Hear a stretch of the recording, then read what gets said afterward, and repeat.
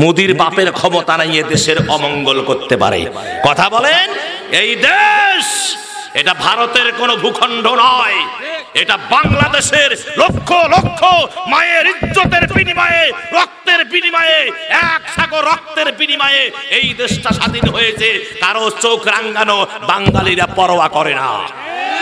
কথা বলেন, কথা বলেন।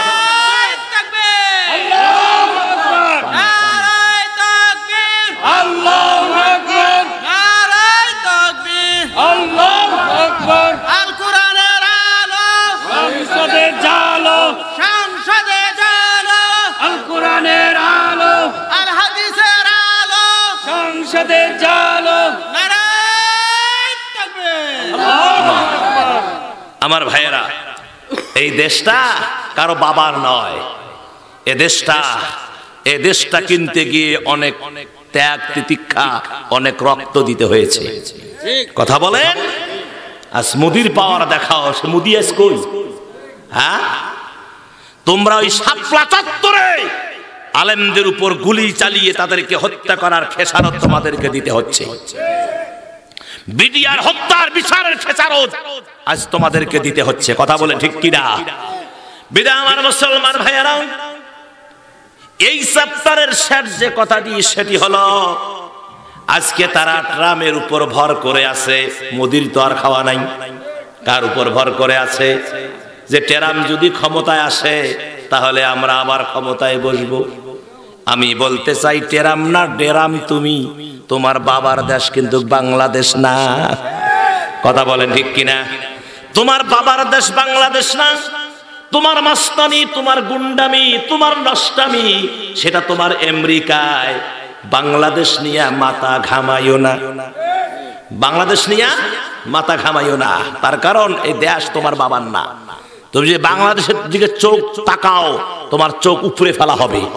কথা বলেন, কথা বলেন। বাংলাদেশ নিয়ে তুমি যদি কোনো খারাপ কোনো কিছু মন্তব্য করো, তাহলে তোমার মন্তব্য সফল হতে দিবে না। প্রয়োজনে যার যা আছে তাই নিয়ে জুতা পারেন, ঝাঁটা পারেন, যার যা আছে তাই নিয়ে ময়দানে আমরা ঝাঁপিয়ে পড়বো। একজন বাঙালি বেঁচে থাকতে টেরাম কেন, মোদি কেন, তাদের কোনো মনস্কামনা, হাসিনা কেন, তাদের কোনো মনস্কামনা পুরা হতে দিব না, দিব না, দিব না। কারা কারা দু হাত তুলে দেখান।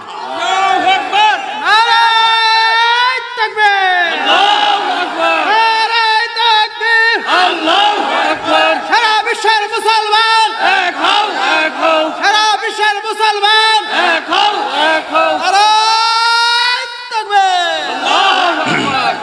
সম্মানিত মুসলমান ভাইয়েরা, তাহলে আল্লাহ রাব্বুল আলামিন বলেছেন মানুষ কিসের মধ্যে? ক্ষতির মধ্যে।